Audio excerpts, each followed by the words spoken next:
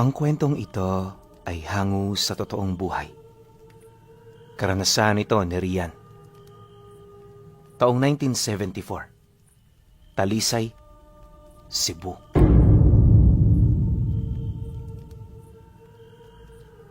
Noong mga panahong ito, nasa edad 18 anyos pa lamang si Rian. Pinatigil na siya noon sa pag-aaral dahil bukod sa bulak-bulo siya sa klase, kung ano-ano ring kagaguhan ang ginagawa niya sa kanyang mga kamag-aral. Walang linggo na hindi napapatawag ang kanyang mga magulang, kaya naman nagdesisyon na ang padre de pamilya nila na patigilin siya. Kampante naman itong gawin ang bagay na yon, gawa ng kahit papaano, may kaya rin naman sila sa buhay. Hindi man sa pagmamayabang pero hasyendero at nag-aalaga ng napakaraming hayop ang kanyang ama. May mga tauhan din sila na nakatalaga sa iba't ibang mga gawain. Magmula noong pinatigil siya sa pag-aaral, natuon ang kanyang wisyo sa barkada at bisyo. Dahil sa palaging wala sa bahay ang kanyang mga magulang, hindi na siya nito natututukan ng pansin. Pabor naman yun para kay Rian, lalo pat walang sumisita sa kanyang mga ginagawa. Ang kaso lang, habang tumatagal, napaghahalataan na ito ng kanyang ama. Kalaunan, wala siyang kaide-ideya na minaman-manan na pala nito ang bawat kilos niya. Nang mabuking naman si Rian sa kanyang mga bisyo kasama ang barkada, halos patayin siya noon sa disiplina ng tatay niya. Kung hindi nga ito pinigilan ng kanyang ina, malamang sa malamang, bali-bali sa kanya ang malaking tipak ng sanga ng bayabas. Matapos ang mga pangyayari, inakala ni Rian na tatantanan siya nito, pero hindi pa pala. Mula sa araw na to, Rian, titira ka kung saan tumitira ang mga trabahador. Hanggat hindi ka nagbabago, hindi ka makakabalik dito. Bibigyan kita ng 1 taon para makita mo ang rason kung bakit ka nabubuhay. Nasa iyo ang pasya kung tatanggapin mo ang hamon ko o mananatili ka sa ganyang estado. Tandaan mo, anak, kabutihan ang palaging iniisip ng isang ama sa kanyang mga nasasakupan. Dahil sa sinabi ng tatay niya, tila bang nahimasmasan siya. Matapos naman itong makapagsalita, hindi na siya nagdalawang isip na magligpit ng kanyang mga gamit. Wala mang ideya sa lugar na kanyang pupuntahan, hindi na niya ito inisip pa. Ang sa kanya lang, muling makuha ang tiwala nito at maibalik ang mga bagay na para talaga sa kanya. Sa pagsapit ng sumunod na araw, kasama ang pamilya, tinahak nila ang daan patungo sa dulong parte ng kanilang lupain. Milya-milya ang layo nito sa bayan ng Talisay, kaya na may inaasahan na niyang liblib ang lugar. Ang iniisip nga noon ni Rian, bilang sa kanyang mga daliri ang mga bahay na kanilang madadatnan. Ilang oras pa ang lumipas. Narating na nga nila ito at hindi nga siya nagkamali. Sa unahang bahagi ng malawak na palayan, merong maliit na patag na kinatitirikan ng iilang mga bahay. Maraming kakahuyan sa lugar, kaya kahit tanghaling tapat, hindi dun gaanong mainit. Malayo pa lang, tanaw na nila ang mga taong naroon. Base sa tingin niya, nasa 19 katao ang naninirahan doon. Karamihan sa mga tauhan ng kanyang ama, doon na rin nagdesisyong tumira, kasama ang kanilang pamilya. Nang marating na nila ito, bumungad sa kanya ang isang malawak na ilang sa labas ng kanilang pagmamay-aring lupain. Bagaman isa itong malawak na patag, punong-puno naman ito ng mga nagsisitaasang talahib. Matapos naman niya yung mapansin, minabuti naman niyang makipagkilala sa mga taong naninirahan sa lugar na yon. Alam niya kasing kailangan niyang makisama kung nais niya roong magtagal. Sa kanyang pakikinig, dito niya nalaman kung sinong tao ang makakasama niya. Pinili noon ng tatay niya ang pinakamalapit na tauhan nito upang masiguro ang kanyang kaligtasan. Nang marinig naman yon ng lalaki, agad naman yung lumapit para magpakilala. Nakilala niya yon sa pangalang Vicente, isa sa kanilang pastol ng kambing at magsasaka. Unang tingin ni Rian sa taong yon, wala naman siyang napansing kakaiba sa pag-uugali nito. Maayos siyang magsalita at nakikita niyang parang totoo naman yun sa kanyang mga sinasabi. May 3 anak si Manong Vicente. Lahat yun purong lalaki na siya namang katuwang niya sa buhay. Sa kasamaang palad, maaga pang pumanaw ang asawa nito sa isang insidenteng hindi na niya nalaman pa kung ano. Makalipas pa ang ilang minutong pagpapakilala, dito na nga nagdesisyon ng kanyang ama na iwan siya. Pag-alis nito, isinama siya ni Manong Vicente sa bahay nitong pinagtitirhan. Lumang-luma na ang bahay na yon at halos napakalayo nito sa kanilang tirahan. Mahirap mang sabihin pero yung silid niya roon, kalahati lang ng kanilang palikuran. Gayunpaman, sa halip na magreklamo, nagpasalamat na lamang siya. Sa isip-isip ni Rian, mas mainam na yon kaysa tuluyan siyang pinalayas ng kanyang mga magulang. Sa pagsapit naman ng gabi, ginugol niya ang kanyang oras sa pagmamasid at pagmumuni-muni sa mga gawaing magbibigay sa kanya ng interes. Naisip kasi noon ni Rian na kapag hindi niya masyadong inisip ang oras, may posibilidad na hindi niya mamamalayan ang bilis ng takbo ng panahon. Subalit, taliwas ito sa kanyang inaasahan. 3 araw pa lang kasi ang nakalilipas, halos mabaliw na siya rito. Bukod sa wala siyang ibang mapuntahan, purong kakahuyan lang din ang kanyang mga nakikita sa buong paligid.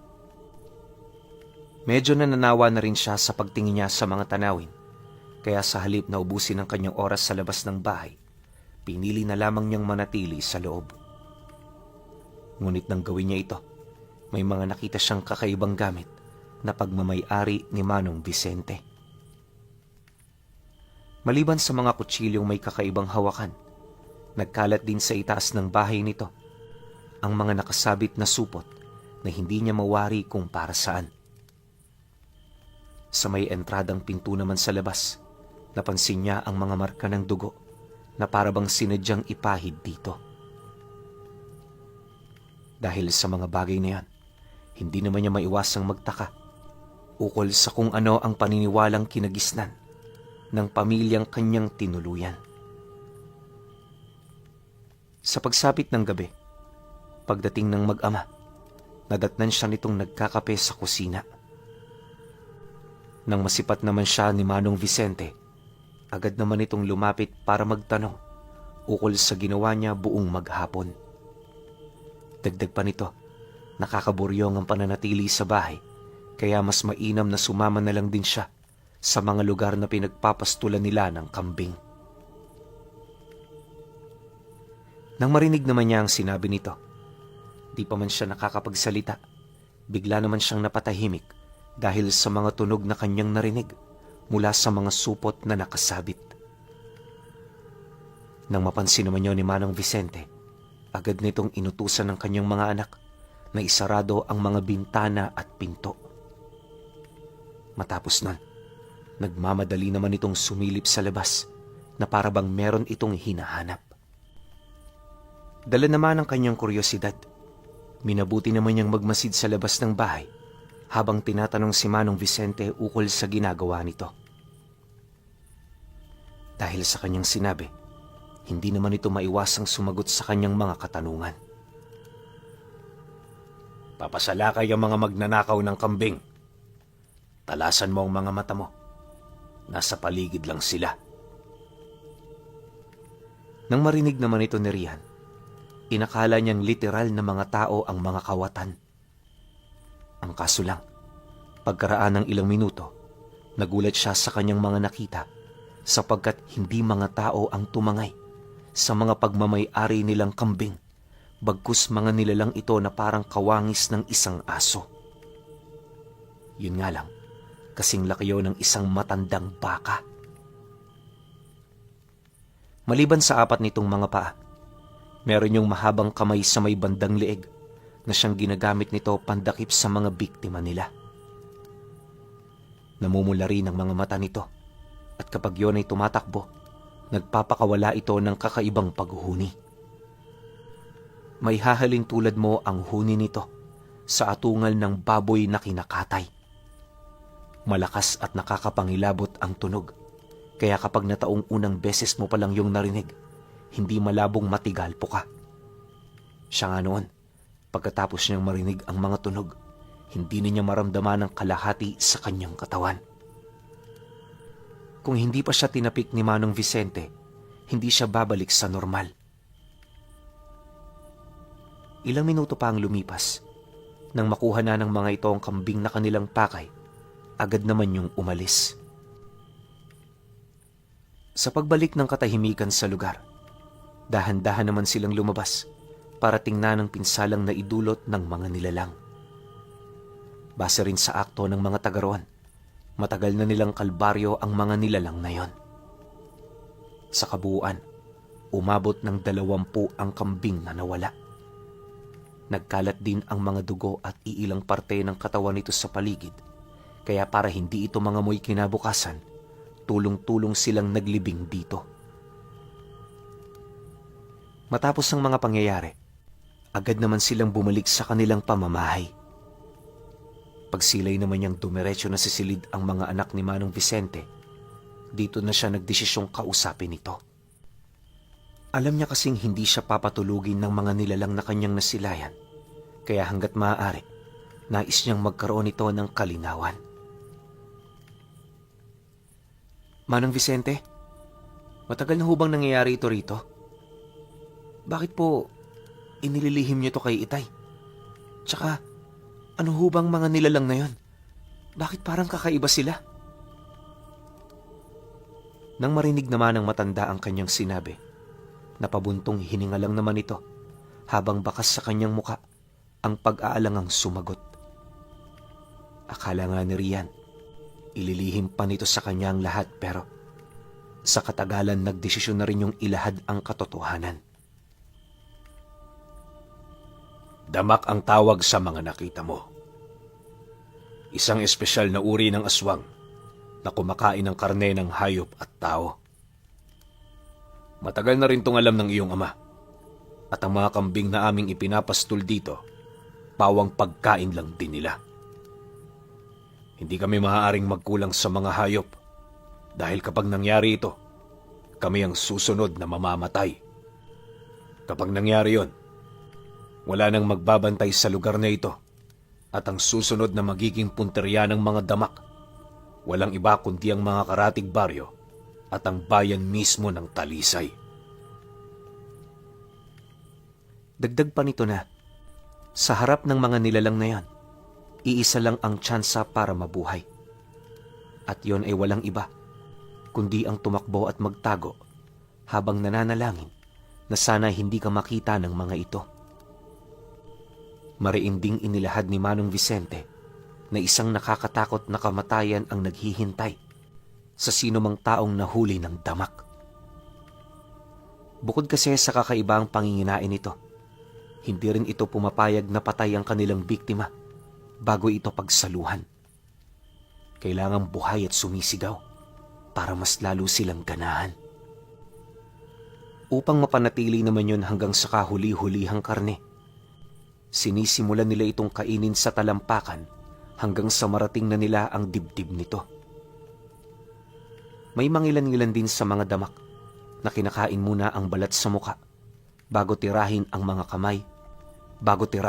kamay, binti at iba pang parte ng katawan. Dahil sa ganoong gawain ng mga nilalang, mas mainam pang kitilin mo na ang sarili mong buhay sa oras na masukol ka na ng mga ito. Tanging yun lang kasi ang nag-iisang paraan para matakasan ng matinding paghihirap at kalbaryo na dulot ng pagiging biktima ng mga damak. Sa pagpapatuloy naman ng kanilang pag-uusap, nabanggit ni Manong Vicente sa kanya na nasa 3 na sa mga kasama nila ang naging biktima ng mga nilalang.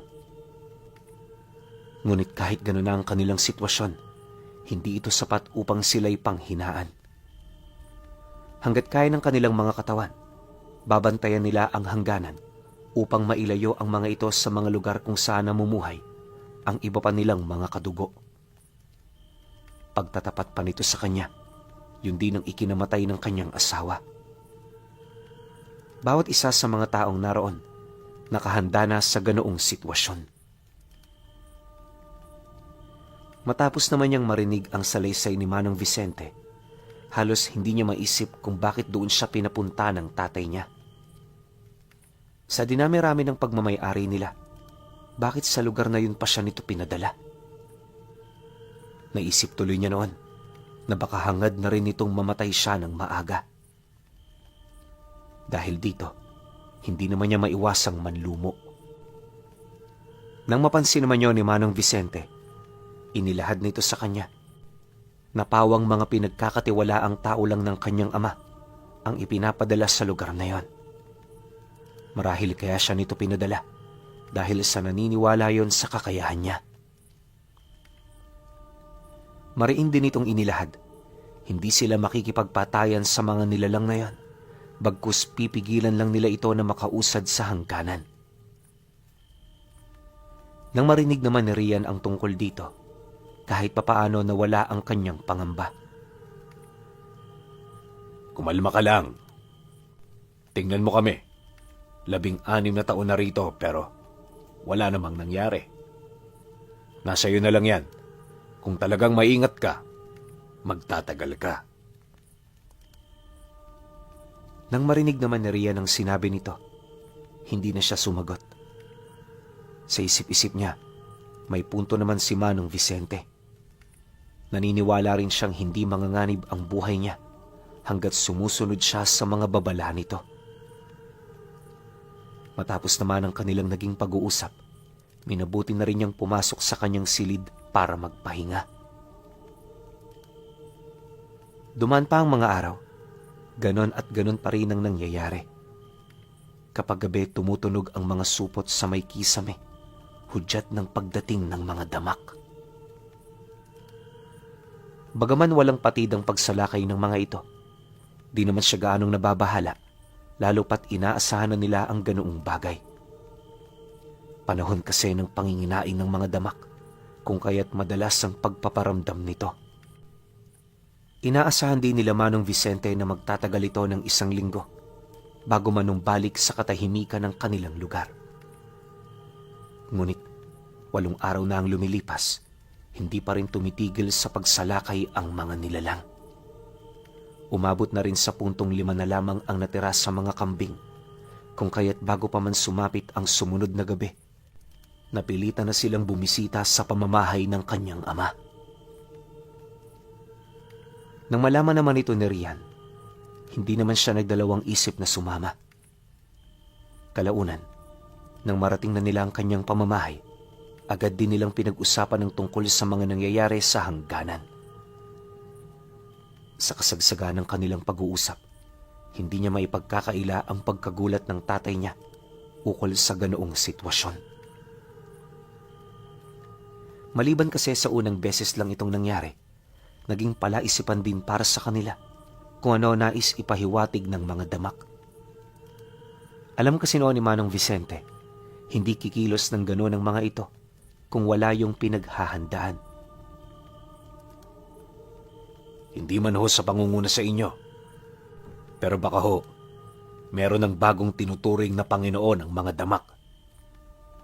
Yung mga nakuha nilang kambing sa amin, alam kong sapat na ito kahit sa kanilang mga imbakan. Ang hindi ko lang po maisip, bakit parang inuubos ng mga ito ang ating mga alaga? Hindi ho ito magandang senyales. At kung magpapatuloy ito, baka kinakailangan na rin naming lumikas. Huwag na muna kayong umalis. Nandiyan ang mga baka. Gamitin nyo na muna. Bibisita ako sa inyo pagkaraan ng 4 na araw. Sa ngayon, sumunod na muna kayo sa utos ko. Matapos namang makasagot ng tatay niya, hindi naman tumutol si Manong Vicente. Alam kasi nitong marami itong taong malalapitan sa oras ng kagipitan.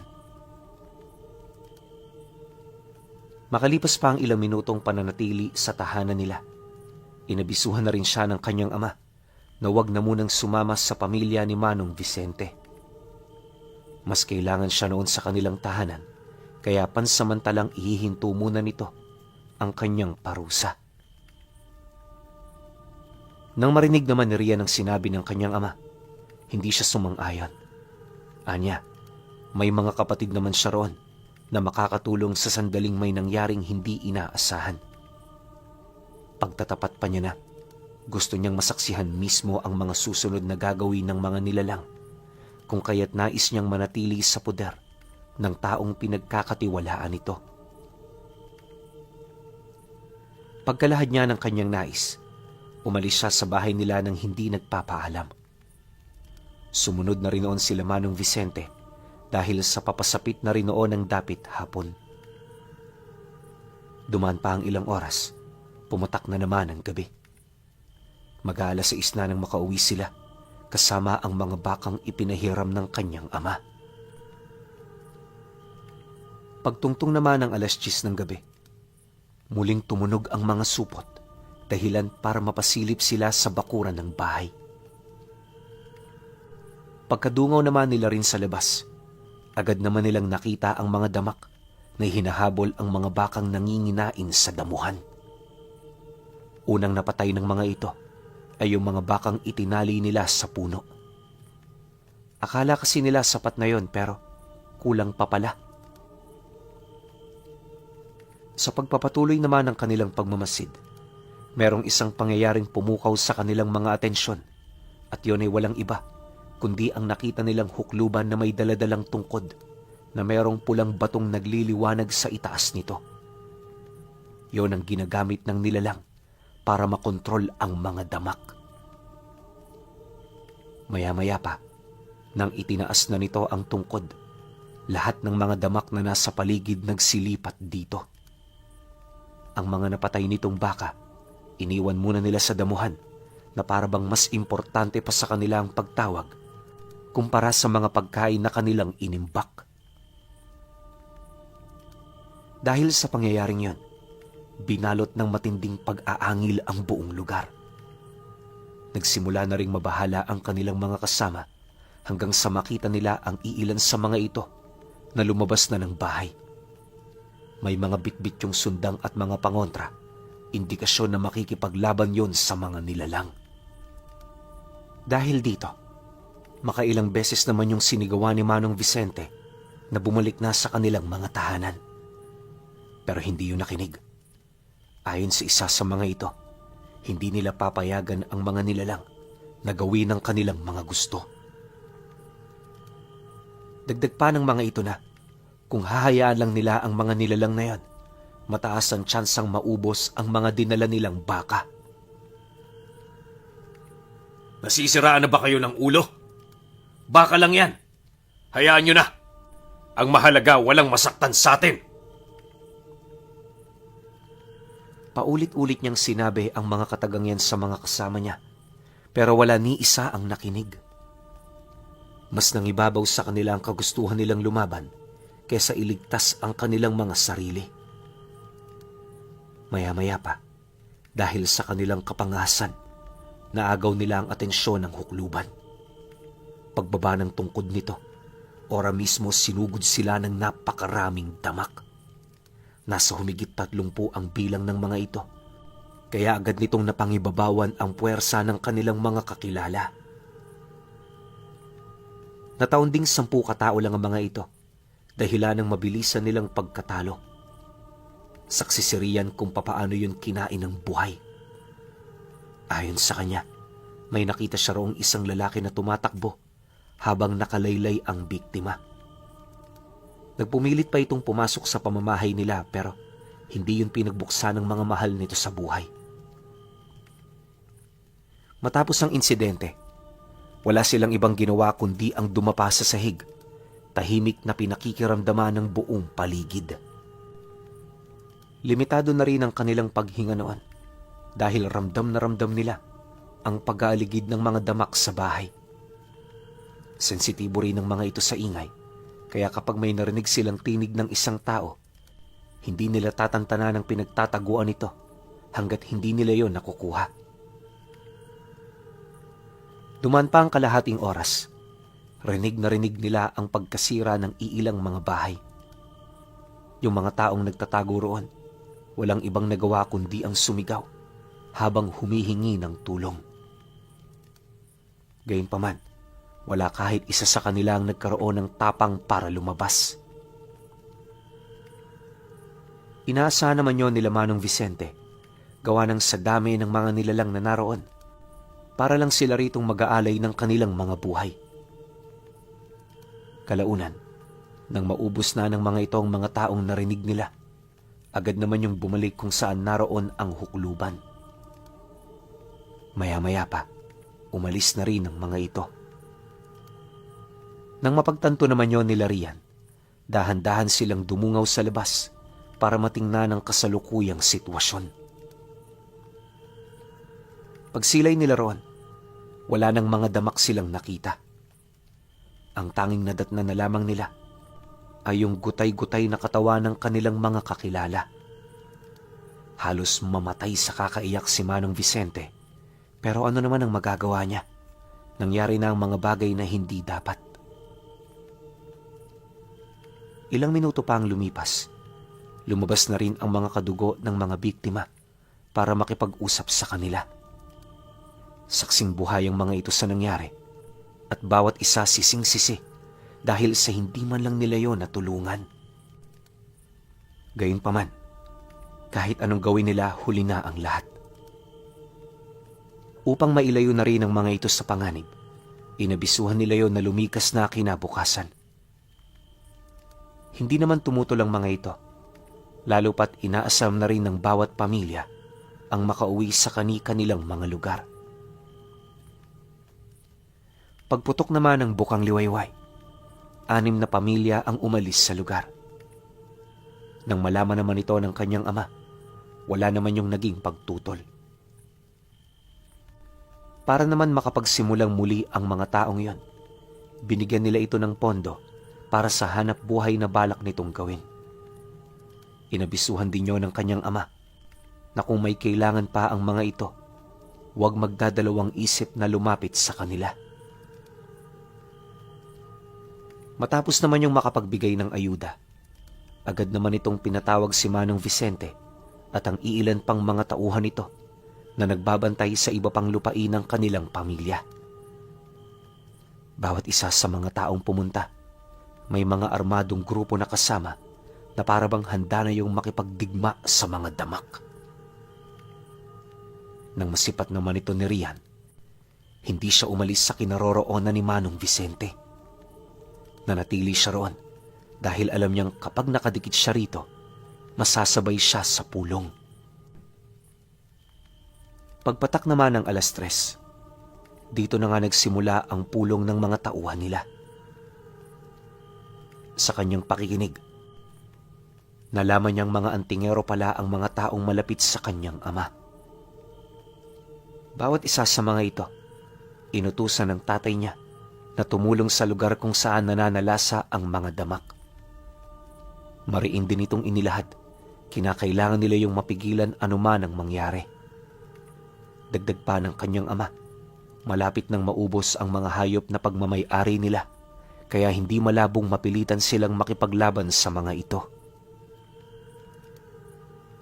Dahil sa sinabi nito, marami sa kanila ang halos hindi makapaniwala. Gayunpaman, walang nagtangkang umalis dahil lamang sa takot laban sa mga damak. Ayon sa 8 antingerong malapit sa kanilang pamilya, makikipaglaban sila hanggang kamatayan. Nagdesisyon na rin silang wag nang magbantay sa mga hangganan, bagkus pigilan na lamang ang mga ito sa mga palayang malapit sa baryo. Nagdesisyon na rin silang pakawala ng mga natitirang hayop upang magkaroon sila ng panahon para makapaghanda. Matapos naman nilang mapag-usapan ng plano, Dito na isiningit nila Manong Vicente ang tungkol sa nakita nilang hukluban na kinikilala ng mga damak bilang kanilang pinuno. Hindi naman ho sa nangunguna ko sa inyong plano, pero may kutob ho ako na ang hukluban ang magiging susi para matigil ang kaguluhang ito. Siya lang naman ang nagbibigay ng impluwensya sa mga damak, kaya kung mawawala siya, malaking tagumpay para sa atin. Kami na ho ang bahala na humanap sa kanya. Basta ang importante, meron hong unang haharap sa mga damak na paparating. Ang kailangan lang nating gawin, painan sila ng mga hayop habang kami naman ginagawa ang aming parte. Nang marinig naman ng kanyang ama ang sinabi ni Manong Vicente, tumangulang naman ito hudyat ng pagsang-ayon. Matapos nun, agad naman silang naglakad patungo sa gilid ng palayan para maglatag doon ng mga patibong, pangontra, na maaaring pumatay sa mga ito. Bagaman wala pa silang karanasan na makapaslang ng damak, naniniwala silang hindi nalalayo ang kahinaan nito sa mga pangkaraniwang aswang. Dahil sa ganoong paniniwala, napuno ang kanilang mga kaisipan ng maling kaalaman. Kahit gaano man kasikatindi ang pangontrang inilatag nila, hindi ito uubra sa mga ganoong uri ng nilalang. Pagpatak naman ng 6:00 ng gabi, handa na ang halos 40 katao. Armado ito ng iba't ibang uri ng sandata, kagaya ng barel, sundang, sibat, at iba pa. Kasalukuyan na rin sila noong nagtatago sa talahib, naghihintay na makarinig ng huni ng mga damak sa paligid. Sila Ria naman at Manong Vicente nakadapa sa palayan habang punong-puno ng putik ang kanilang mga katawan. Ang ama naman niya nasa labas ng bahay nila na siya namang huling depensa ng kanilang pangkat. Makalipas pa ang ilang minutong pagmamasid, binalot ng katahimikan ang buong paligid. Maliban sa mga huni ng ibon, wala na silang ibang narinig hanggang sa hindi naglaon. Dito nila nasilayan ang grupo ng mga damak na naglalakad. Nasa 6 ang nakita nilang umaaligid sa may bandang palayan na siya namang nagdulot sa kanila ng matinding pag-aalala. Ayon kay Rian, mas nakakatakot ang mga ito na masilayan ng malapitan. Alam niyo kasi, pinuno, kapag malayo ka sa mga damak, masasabi mong maliliit lang ang mga ito. Pero kapag nasilayan mo yon ng malapitan, dito mo malalaman ang totoong sukat ng kanilang katawan. Sa ibaba rin ng namumula nilang mga mata, naroon ang kalahating katawan ng isang tao na may malaking butas sa dibdib. Nakalaylay ang mga kamay nito, tapos walang sawa yung nagaangil na parabang nakakasanayan niya na itong isabay sa kanyang paghinga. Unang tingin nakakalain mong biktima lang din ng taong yon. Pero sa katagalan ng pagmamasid mo rito, masasabi mong kaisa yon ng nilalang. Kapag naman naglalakad yon ng normal, literal na hinihila ng mga ito ang kanilang mga braso. Dahil sa mahaba ang brasong yon, kinakailangan talaga nila itong hilahin upang hindi ito makaabala sa kanilang paglalakad. Kakaiba rin ang kulay ng kanilang mga balat dahil para itong kayumanggi na nilagyan ng abong kumapit na sa balat. Wala rin yung balahibo, kaya halos masisipat mo talaga ang tindig at ang laki nito. Dagdag pa niya na ang mga paa ng nilalang na yon ay parang sa paa ng mga tiyonggo. Bukod sa makakapal nitong balat, meron itong 4 na daliri na animoy kayang sumakal ng tao. Ang pinakakamay naman ito, hindi nalalayo sa aktwal na kamay ng tao. Yun nga lang, masyado lang itong malaki. Base sa kanyang estima, ang palad ng isang damak, kasukat na ng muka ni Manoy Vicente. Si Manoy Vicente, pinuno, malaking tao yun eh. Matapos naman niya yung masilayan, halos hindi niya mawari kung itutuloy pa ba niya ang pagtulong sa mga taong yon. Oo, matapang sa salita si Rian, pero pagdating na sa aktwal, madali siyang panghinaan. Kahit sino naman siguro, mababahag talaga ang buntot sa mga ganoong uri ng nilalang. Ang kaso lang, kahit gustuhin man niyang gawin ang iniisip niya, hindi na yun maaari pa. Kung sakali man kasing tumayo siya sa pinagtataguan nila, sa kanya matutuon ang lahat ng atensyon ng mga ito. Ayaw naman niya yung mangyari, lalo pat hindi pumapayag ang mga damak na patakasin ang kanilang mga biktima. Dahil sa mga kaalaman niya, nilakasan na lamang niya ang kanyang loob para makasabay sa kanyang mga kasama.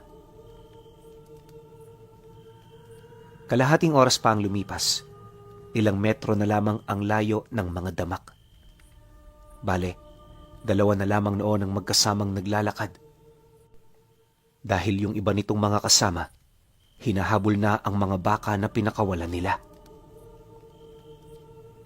Maya-maya pa, pagharap naman ng mga ito sa kanilang kinaroroonan, matyaga silang naghintay ng pagkakataon bago umatake. Si Manong Vicente ang unang tumagas sa mga ito, kung saan kahit punong-puno ng pangontra ang dala niyang talibong, galos lamang ang nagawa nito sa nilalang. Pagkatapos naman niya itong gawin, dito na umatungal ang damak, sabay hawak sa kanyang bewang. Dala ng matinding galit nito, itinapon nito si Manong Vicente patungo sa lugar kung saan naroon ang bahay nila. Sa sobrang lakas naman ng pagkakabato ng nilalang, halos tumagos yun sa dingding na gawa sa purong bato at simento. Nagtamo ng bali at malalim na sugat sa likod si Manong Vicente, kasabay ng pagkahimatay nito ng ilang minuto. Mabuti na lang, natulungan niyo ng grupo ng ama ni Rian, kaya nakabalik ang wisyo nito. Ang problema lang, dahil sa pangyayaring yun, napurnada ang plano. Sa halip kasing hintayin nilang makalapit ang mga ito, napilitan silang lumusob, gawa ng maaapakan na ng mga damak ang lugar kung saan nagtatago sila Rian. Ayaw naman yung mangyari ng mga antingero, lalo pat naroon sa lugar ang anak ng kanilang amo. Sa isang iglap, walang takot na sumugod ang kanilang mga kasamahan na nagtatago sa iba't ibang direksyon. Delikado man dahil sa wala pa silang karanasan sa pagpatay ng mga damak, napilitan silang gawin ito. Paglapit naman ng mga kasamahan nila sa kinaroroonan niya, agad naman siyang gumulong papalayo, sabay hugot ng dala niyang sundang. Nang akmang susugurin niya ang damak, nawalan siya ng lakas na lumapit sa mga ito. Nakita niya kasi kung papaano hatiin ng nilalang ang isang antingero, gamit lamang ang bibig nito. Ang sigaw ng taong yon, halos naging bangungot niya sa loob ng maraming taon. Matapos naman niyang masilayan ang ganoong karumal-dumal na pangyayari, napilitan siyang dumistansya ng bahagya. Gusto man niyang pumanhik sa kinaroroonan ng kanyang ama, hindi niya ito ginawa dahil ang nais niya siya ang makapatay sa hukluban. Maya-maya pa, nang medyo mawala ang atensyon ng mga damak sa kanya, muli siyang humiga sa palayan. Kahit marami siyang sigaw na naririnig, pinili niyang maging mahinahon upang makaisip siya ng plano. Ilang minuto pa ang lumipas, marami na sa kanila ang binawian ng buhay. Sa hanay naman ng mga damak, pawang mga galos pa lamang ang natatamo ng mga ito. Nakapagtataka ring hindi nababawasan ang lakas ng mga nilalang na para bang meron sila nitong pinagkukunan. Dahil sa pangyayari, maigi niyang pinag-aralan ng paligid. Bawat nilalang maigi niyang pinagmasdan hanggang sa may nakita siyang kulay asul na bagay na nakadugtong sa mga pusod nito. Hindi niya mawari kung ano ang mga bagay na yan. Base kasi sa kanyang mga napapansin, parang siya lang ang nakakakita nito. Matapos naman niya yung masilayan, Napaisip siya ukol sa kung ano ang mangyayari sa nilalang kung sakali mang putulin niya ang bagay na yon. Bagaman may posibilidad na maaari niya yung ikamatay, hindi siya nag-alangang humanap ng pagkakataon para ito ay maisagawa. Sa pagpapatuloy ng kanyang pagmamasid, dito niya nakita ang tatlo niyang kasama na pilit inilalayo ang isang damak mula sa mga kasamahan nito. Dahil sa bilis ng mga pangyayari, napansin na lang niya na medyo malapit na yon kung saan siya nakalubog. Pagsilay naman dito na Rian, dito na siya naglakas loob na putulin ng baging na kanyang pinaghihinalaang kahinaan ng mga nilalang. Nang magawa naman niya ito, sa hindi malamang dahilan, nagsimulang umatungal ang damak hanggang sa bigla na lamang yung bumagsak sa palayan. Ilang minuto rin yung nangisay at kalaunay nagsimula na itong bumalik sa totoo nitong anyo. Dito nila nalaman na 2 aswang pala ang bumubuo sa isang malaking nilalang. Ngunit sa kabila nito, hindi pa rin nila mawari kung papaano yon nangyari. Sa aral ng lihim na karunungan, malabong magsanib puwersa ang 2 nilalang na tao ang pinagmulan. Dagdag pa ng antingerong kasama niya, isang matinding lihim ang kanilang naibunyag. Matapos naman ng mga pangyayari, dito na niya inilahad ang tungkol sa baging na kanyang nakita sa may pusod at paana ng mga ito. Nung narinig naman niyo ng kanyang mga kasama, halos wala naman itong naunawaan sa mga sinabi niya. Kahit kasi gamitin nila yung 3 nilang paningin, nananatiling nakatago ang baging na kanyang sinasabi. Dahil dito, napagtanto naman ng mga ito na pawang mga ordinaryong tao lang ang makakakita sa ganoong bagay. Gayunpaman, sinubukan pa rin nilang putulin ang sinasabi niyang baging, pero kahit nakikita ni Rian na tinatamaan niyo ng kanyang mga kasama, nakapagtatakang hindi pa rin ito napuputol. Nang mapansin naman niyo ng mga antingerong malapit sa kanya, agad naman siya nitong inabisuhang umatras. Base kasi sa direksyong tinatahak ng mga nilalang, paniguradong siya ang punteriya ng mga ito. Sa pakikipaglaban ng kanyang mga kasama, marami ang namatay para lamang makatakas siya. Pagdating naman niya noon sa bakuran ng kanilang bahay, dali-dali naman siyang sinalubong ng pangkat ng kanyang ama. Nang mapansin naman ito ng mga damak, agad naman yung tumigil na parabang nakatanggap ito ng utos mula sa nilalang na kumokontrol sa kanila. Hindi naglaon. Dito na nga nila nasilayan ang hukluban na naglalakad sa ibabaw ng dahon ng palay. Pagdating naman ito sa itaas ng bahagi ng damak, bigla yun doong umupo habang isa-isa silang pinagmamasdan. Nang mabaling naman ito ang paningin sa kinaroroonan ng kanyang ama, ngumisi ito na parabang may nakita yung nakakatuwa. Hindi ko sukat maisip na ang dating utusan ko, makakalaban ko na. Ano ang pakiramdam? Nakaharap mo na ngayon sa digmaan ang dati mong Panginoon. Lumuhod ka at magbigay ng galang. Kampalasan! Pagkasigaw naman ito, biglang umatungal ang mga nilalang na nasa ilalim ng kanyang kapangyarihan. Nagsimula na ring magtago ang buwan sa kaulapan, indikasyon na may mangyayaring hindi maganda. Maya-maya pa, pumatak ang malakas na buhos ng ulan na siya namang naging hudyat nila para sumugod. Napansin kasi noon ng ama ni Rian na parang may binabalak na masama ang mga nilalang nakaharap nila. Siyempre, para hindi sila maunahan at malagay sa alanganing sitwasyon, di na sila nag-alangan pang sumugod.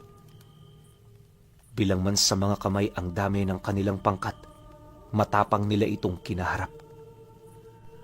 Dahil sa alam nila na si Rian lang ang magdadala sa kanila sa tiyak na tagumpay, ginawa nila ang lahat ng kanilang makakaya para protektahan at maalalayan ito sa lahat ng oras at pagkakataon. Ayon sa kanya, na sa pagpapatuloy ng paglalaban, marami sa mga kasama niya ang nakita niyang nabuwal sa lupa para lamang makapagpatuloy siya. Dahil dito, hindi naman niya sinayang ang sakripisyo ng mga ito. Mabuti na lang talaga, mutya ng gabi ang tangan ni Manong Vicente. Ang abilidad nito ang napakinabangan nila ng husto para makalapit ng walang kahirap-hirap sa mga nilalang. Pagkaraan pa ng ilang minuto, dalawa na sa hanay ng mga ito ang kanyang natalo. Habang papalapit sila sa hukluban, pilit namang gumagawa ng paraan ng kanyang mga kasama para maibaling ng matanda ang atensyon nito sa kanila. Maya-maya pa, nang muli niyang mapatumba ang ikatlo sa mga ito, dito na nabaling sa kanya ang galit ng matanda. Sa halip na manatili yon sa likod ng nilalang, nagdesisyon itong tumungo sa lugar kung saan siya naroroon. Pagsilay naman dito ni Manong Vicente, agad naman yung lumapit sa kanya habang nagwiwika ng, Ipaubayan nyo na yan sa akin. Umatake ka lang kapag meron kang pagkakataon. Huwag kang basta-basta riyan. Dahil ang matandang yan ay di hamak na mas malakas sa mga nilalang na iyong napaslang. Matapos naman itong makapagsalita, hindi na ito nag-alangang pang sugurin ang hukluban. Yun nga lang, dahil sa kawalan nito ng ideya sa nilalang nakaharap niya, medyo nag-aalangan siyang makipagsabayan dito. Pilit pa kasing inuunawa ni Manong Vicente ang abilidad nito, ngunit naging maramot ang hukluban. Pawang mga normal na pag-atake lang ang ipinamalas nito, na parang naghihintayo na siya ang maunang magkamali. Kalaunan, dahil sa kawalan ng pagtsatsaga, napilitan siyang sugurin ang nilalang. Pag-unday naman niya ng taga sa balikat nito, agad naman yung sinalag ng tungkod, sabay hugot dito ng isang espadang nakatago sa wangis ng kahoy. Matapos yung gawin ng nilalang, nakita niya kung papaano sumabay sa pag-agos ng dugo nito ang mga laman loob. Yun na rin ang naging sanhi ng mabilis nitong panghihina hanggang sa tuluyan na itong lumagpak sa lupa. Ang kawalan mo ng tiyaga ang nagpahamak sa'yo. Pagkalahad naman ng hukluban sa mga katagang yon, napilitan na rin si Ria na sumugod. Pagsilay naman sa kanya ng tatay niya, agad naman siya nitong sinundan para abutan ng tulong. Maya-maya pa, nang malapitan na nila ito, hindi nila yon binigyan ng pagkakataon na makagawa pa ng mga sunod-sunod na pag-atake. Medyo nababahala rin kasi sila, lalo pat kagaya ni Manong Vicente, wala rin silang ideya sa kung ano pa ang mga kakayahan nito. Dahil sa ganoong rason, naging maingat at matapang silang dalawa. Isipin nyo, sa kanya ng tatay niya, siya lamang ang walang gaanong karanasan pagdating sa mga ganoong bagay. Halos manginig na nga noon ang kanyang mga kamay dahil sa bigat ng sundang na hawak niya. Ngunit hindi niya ito gaanong iniinda. Iisa lang din ang nais niyang mangyari at yun ay walang iba kundi ang mahanap ang kahinaan ng hukluban. Dumaan pa ang ilang minuto. Meron na siya roong napapansing kakaiba. Takang-taka noon si Rian dahil yung matandang kalaban nila parang nagdadalawang isip na umalis sa kinatatayuan nito. Sa kabuuan ng kanilang pagbubuno, hindi niya pa yun nakita ang sumugod, kaya nagsimula na siyang maghinala. Para naman wala itong ideya sa mga napansin niya, minabuti niyang sarilinin na muna ito hanggang sa nakita na niya ang baging na nakadugtong sa talampakan ng matanda. Taliwas sa mga damak, wala itong liwanag. Bagaman hindi siya sigurado sa kanyang gagawin, pilit siyang humanap ng pagkakataon upang yon ay maisakatuparan. Sa tulong na rin ng kanyang ama, na kaya niyang lumapit dito ng walang kahirap-hirap. Pagdating naman niya sa likurang bahagi ng matanda, sakto naman noon ang pagyakap dito ng kanyang ama na siyang naging sanhi upang magawa na niya ang nais niya. Pagkaputol ng baging, kagaya ng inaasahan, biglang naging isang bato ang hukluban. Nang mamatay na ito, dito na rin nagsimulang gumawa ng mga hindi inaasahang bagay ang mga damak. Sa halip na sila pa ang pagtuunan nito ng pansin, tila bang nabali ang atensyon ng mga ito sa mga bakang kumakain malapit sa palayan. Pagkaripas naman ito ng takbo papalayo, yun na rin ang naging hudyat sa mga kasamahan nila para tumigil na. Ang ginawa niyang yun, ang siyang nagligtas sa buhay ng iilang mga antingero na unti-unti nang nawawala ng lakas. Ilang minuto pa ang lumipas, tuluyan na ngang nawala ang mga nilalang. Dahil dito, pinuntahan na nila ang mga nag-aagaw buhay nilang kasama. Sinikap nilang isalba ang karamihan pero hindi sila nagtagumpay. Bawat isa kasi sa mga napuruhan, kung hindi nabutasan ng baga, lumabas ang mga bituka at atay. May isa ngang nabasagan ng bungo dahil sa napuruhan ito ng bunganga ng damak. Sa kabuuan, umabot sa humigit 25 ang namatay. Maraming parte rin sa mga nakaligtas ang halos wala ng kakayahang lumaban. Dagdag pa ni Rian na 5 sa 4 na po niyang kasama ay may lakas pa para kaharapin ng mga nilalang sa susunod na gabi. Kabilang siya sa 5 yon, kaya hindi niya maipagkakaila ang matinding takot at pagkabahala. Upang hindi naman sila mag-alala sa kanilang pamilya, pinalikas nila ito sa kabilang probinsya. Mahirap na desisyon yun para sa kanya, ngunit kailangan niyang magpakatatag alang-alang sa mga pumanaw niyang kaibigan. Habang nag-uusap naman sila ukol sa nangyari, dumating ang 3 anak ng yumaong si Manong Vicente. Di pa man niya na ibabahagi ang tungkol sa pagkawala ng padre de pamilya nito. Napansin nilang parang alam na yon ng mga binatilyo. Pagsilay naman ng panganay nitong anak sa kanya, tumangulang naman ito na para bang may ibig itong ipahiwatig. Rian, huwag tayong papayag na masayang ang sakripisyo ng lahat. Maraming nabuwis ng buhay para sa'yo. Ngayon napapanahon na para gantihan mo ang mabubuti nilang gawa. Hanggang kamatayan ng labang ito. At kung mabiguman, masaya tayo dahil wala tayong naging pagsisisi. Nang marinig niya ang sinabi ng binata, tumangulang naman siya. Gulong-guluman sa mga sandaling yan, pilit niyang pinanghawakan ng pag-asang ibinigay ng mga yumao nilang kaibigan. Sa pagputok naman ng bukang liwayway, kinugol nila ang natitira nilang oras sa paglibing sa mga labi nito.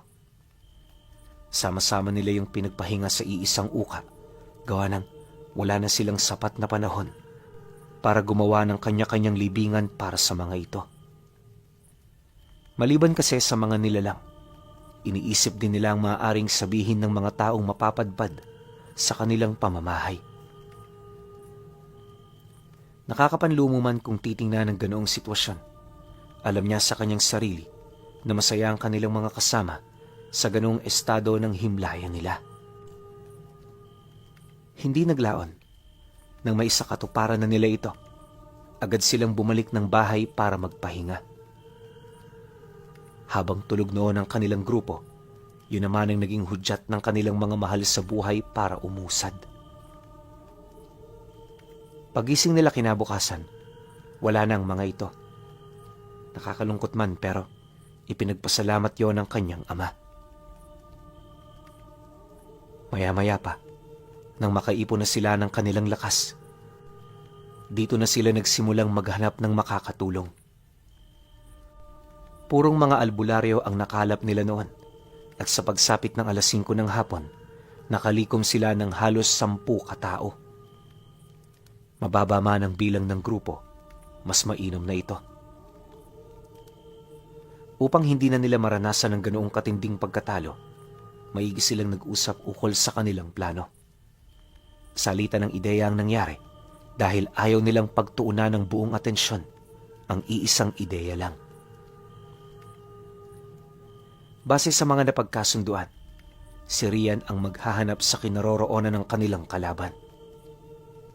Naniniwala kasi sila na yung huklubang natalo niya, alagad lamang ng demonyong kumokontrol sa mga ito.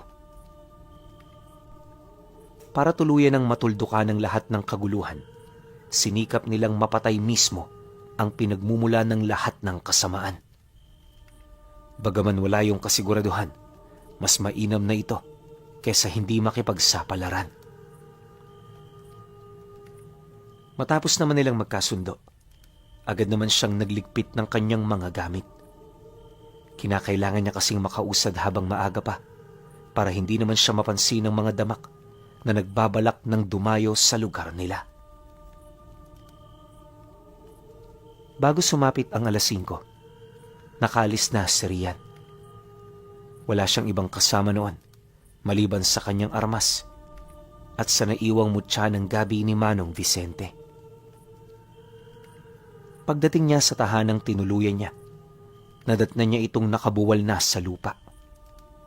Patag na rin ang kakahuyan sa paligid na parabang dinaanan nito ng mga dambuhalang hayop. Habang pinagmamasdan naman niya ang lugar, hindi niya maiwasang manlumo dahil sa kanyang mga alaala. Parang kailan lang masaya pa sila, tapos bigla na lamang nagkawatak-watak. Bilang binata, masakit yun para sa kanya. Hindi niya kasi sukat akalain na sa tinagal-tagal nilang pakikipaglaban sa mga damak, darating ang puntong matatalo sila ng mga ito. Kalaunan, nang medyo na isang tabi na niya ang emosyon, pinili niyang magpatuloy. Bagaman mabagal, sinisiguro naman niyang tama at ligtas ang lugar na tinatahak niya. Para naman magawa ito, iniiwasan niya ang mga daan kung saan may bakas ng presensya ng mga damak. Isa kasi itong malaking palatandaan na sa lugar na yon dumadaan ang mga nilalang. Kalahating oras pa ang lumipas, tuluyan na ngang tumalikod ang araw sa kalangitan. Pagkayakap ng kadiliman sa buong paligid, dito na siya nakarinig ng mga atungal na halos hindi niya mawari kung saan nagmumula. Dahil dito, agad naman siyang humiling sa kanyang mutya na ikubli siya. Upang masiguro ring hindi siya mararamdaman ng mga ito, nagpahid siya ng lupa sa katawan. Pilit din siyang humanap noon ng mapagkukublian hanggat hindi niya pa nasisilayan ang pangkat ng mga damak. Sa loob ng 2 oras, matyagang naghintay si Rian. Kahit wala siyang ideya sa paligid niya, pinili niyang maging matyaga upang hindi makontra ng mga kalaban nila ang misyon.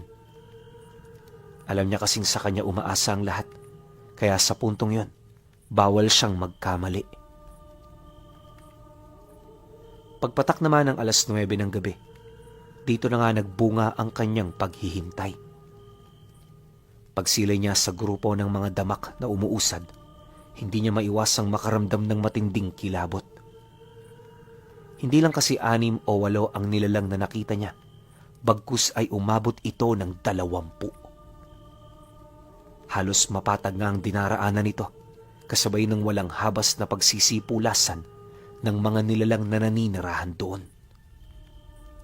Sa likod din ng mga damak, may mga nakita siyang hukluban, nakawangis nung pinatay niya. Dahil dito, doon niya napagtanto na ang mga nakakalaban nila ay nagmumula sa iisang tao.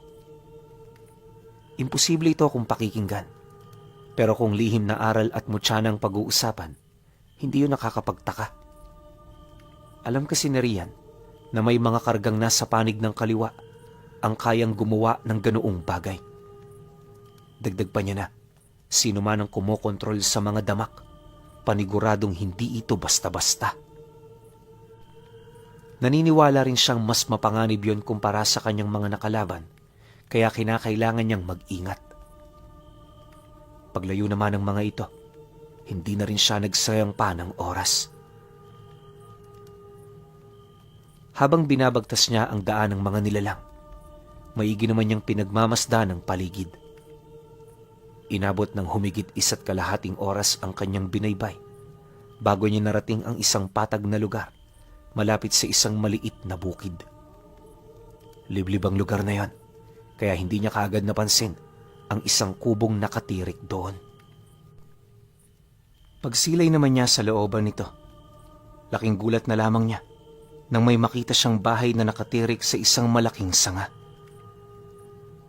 May mga nakasindi itong gasera sa loob, kaya hindi na siya nahihirapan na yon ay masilayan. Ang kaso lang, habang papalapit, napansin niyang parang hindi naman sanga ang kinatitirikan nito.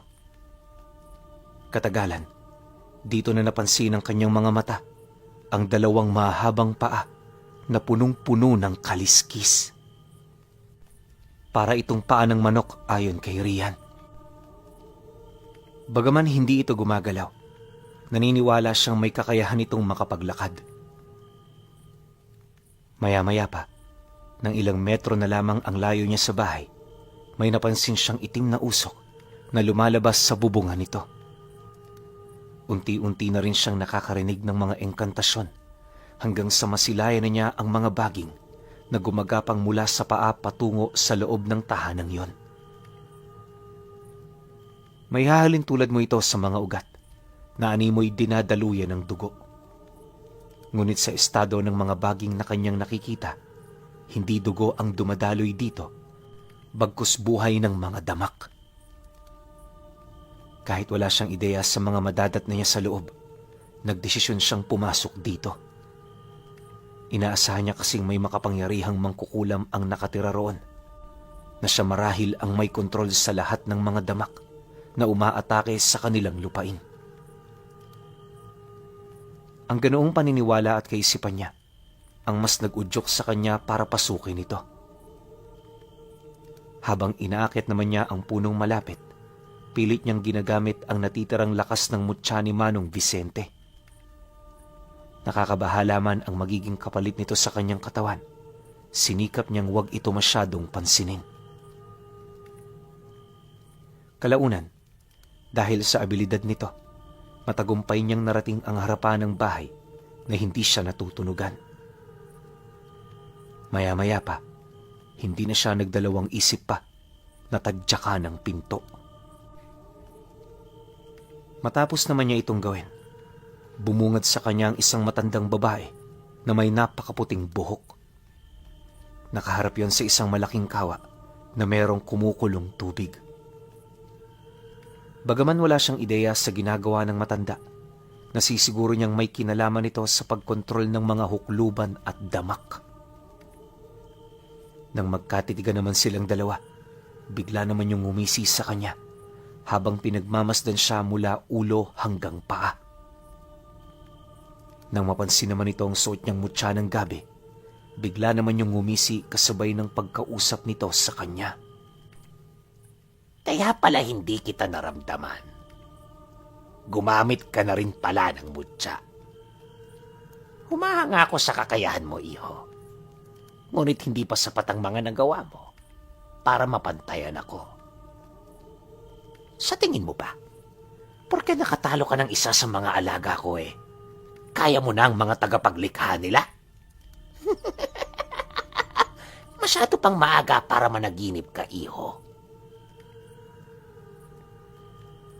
Pagkarinig naman ni Rian sa sinabi nito, agad naman niyang hinugot ang kanyang talibong. Dahan-dahan niya itong itinutok sa matanda at pagkasigaw niya, buong puwersa niya itong sinungkaban. Nang magpang-abot na sila, pilit naman itong sinasalag ang kanyang pag-atake gamit lamang ang 2 nitong kamay. Hindi rin yung gaanong umiilag na para bang masyado itong kumpiyansa sa abilidad na meron siya.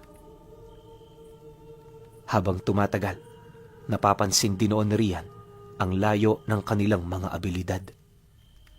Kahit nga gumamit siya ng mutya, sadyang wala siyang kakayahan para mapangibabawan ang mga lakas at karunungan nito. Dahil sa ganoong sitwasyon, Aminado naman siyang unti-unting bumababa ang pag-asa niyang manalo. Nang mapagtanto naman niya ito, humanap siya ng paraan kung papaano niya maiisahan ang matanda. Alam niyang hindi niya ito kakayanin sa direktang pag-atake, kaya habang naglalaban sila, unti-unti niyang winawasak ang lahat ng pagmamay-ari nitong gamit sa loob ng bahay. Nang mapansin naman niyo ng matanda, pilit naman itong prinotektahan ang kawang pinagmumula ng lahat ng kanyang kapangyarihan. Naging seryoso na rin yun sa kanilang paglalaban, dahilan para gumamit na ito ng mga insekto at mahika. Hindi lang yun, sinubukan na rin siya nitong kainin, mabuti na lang nakailag siya. Sa pagpapatuloy ng ganoong pangyayari, lahat ginawa niya para mailayo ito sa kawa. Ngunit sa kasamaang palad, hindi niya ito basta-bastang naisa sa katuparan. Bukod kasi sa napakakunat ng matandang yon, masyado rin itong malakas para sa kanya. Ilang beses na nga siya roong nakipagtagisan pero madali siya nitong napapangibabawan. Dahil sa ganoong pangyayari, mabilis naman siyang naghanap ng bagay na mas lalong ikakagalit nito. Pagsilay niya sa mga nagliliwanag na baging sa sahig, isa-isa naman niya itong pinagpuputol hanggang sa napilitan na siyang sunggaba ng nilalang. Pagtarak naman ng mga kuko nito sa kanyang balat, pilit naman niya itong iwinawaglit pero mahigpit ang pagkakabaon nito sa kanyang laman. Dahil dito, unti-unti na ring nandilim ang kanyang paningin at nung malapit nang tumakas ang kanyang ulirat, may milagro siyang nakita. Nasipat niya sa kanyang harapan noon si Manong Vicente na pilit iniaabot ang kanyang kamay. Ang kaganapang yon ang bumawi ng kanyang lakas hanggang sa mahawakan na niya ang kawa na pinagmumula ng lakas ng matanda. Pagtaob naman niya rito, walang habas niyang pinagtatataga ang mismong lutuan. Ayon sa kanya, wala siyang ideya sa kanyang ginagawa noong mga oras na yon. Pero pakiramdam niya parang epektibo ito. Ang ganun niyang kutob, ang mas lalong nag-udyok sa kanya para wasakin ang mga bagay na kanyang nakikita. Maya-maya pa, sa hindi inaasahang pangyayari, napansin niyang parang unti-unti nang nawawala ang pagkakakapit sa kanya ng matanda. Pagsilay naman niya rito, nasipat niya itong nasusunog na ang katawan. Nakatingala na rin ito sa bubong ng bahay niya at halos hindi na yun makakilos. Makalipas pa ang ilang minuto, bumagsak yun sa sahig ng nangingisay. Unti-unti na rin kumulubot ang balat nito hanggang sa nagsimula ng humumpak ang kanyang pisngi, maging ang kanyang tiyan. Kalaunan, tumigil na rin ito sa pagkilos, hudyat ng kanyang pagkamatay. Nang mawala ng buhay ang matanda, mabilis na nilamon ng nagngangalit na apoy ang kubo nito. Pagsilay naman dito ni Rian, dali-dali naman siyang lumundag sa bintana, hindi alintana ang taas ng kanyang kinaroroonan. Pagbagsak naman niya sa lupa, nasipat niya ang pagkaagnas ng mga baging na nakakonekta sa mga damak. Alam niyang mamamatay na rin ang mga nilalang, kaya sa halip na mag-alala sa kalagayan ng kanyang mga kasama, pinili na lamang niyang pagpahingahin ang sarili niya. Hindi rin kasi biro ang sugat na kanyang natamo dahil sa halos tumagos na ito sa kanyang sistema. Mabuti na lang, hindi naapektuhan ang kanyang baga, kaya nakaligtas siya. Pagsapit naman ng sumunod na araw, nadatnan niya ang kanyang sarili sa lugar kung saan siya bumagsak. Pagkaupo niya, dali-dali naman niyang hinanap ang kubo ng matanda, pero hindi niya na yun nakita. Ang tanging nadatnan na lamang doon ni Rian ay ang makapal na abo na bumalot sa mga dahon ng puno. Alam niya namang mula ito sa kubo ng matanda, kaya hindi niya na yun ipinagtaka.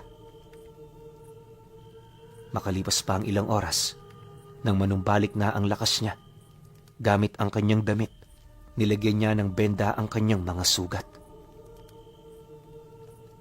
Bali-bali man ang katawan, Nagpatuloy siya sa paglalakad hanggang sa may mga nakakita na sa kanya. Ilang araw ang lumipas pagkatapos nito. Nalaman niya na napaslang din pala ng mga damak ang 3 anak ni Manong Vicente. Mahirap man itong tanggapin. Alam niyang wala na siyang magagawa pa. Sa halip, inisip na lamang niya ang tagumpay na nakamit ng kanilang pangkat dahil sa sakripisyo ng mga ito.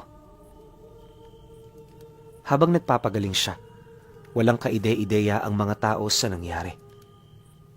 Sa abot din ng impluwensya ng kanyang ama, itinago nila ang katotohanan sa likod ng pagkawala ng kanilang mga tauhan. Binayaran nila ang mga dapat bayaran para masigurong tatahimik ito sa paglipas ng mahabang panahon. Naging matagumpay naman sila, kaya sa pagtagal na wala ang kwentong bumabalot sa misteryo ng kanilang pamilya. Pero naitago man nila yun sa tao, hindi nila matatakasan ang katotohanan ng kanilang nalaman. Gabi-gabing binabalot ng bangungot si Rian dahil sa mga pangyayaring kanyang nasaksihan. Pakiramdam nga niya, hindi matahimik ang kaluluwa ng kanyang mga kasama, gawa ng hindi matanggap ng mga ito na hindi man lang nila nalaman ang malagim na sikreto ng mga damak.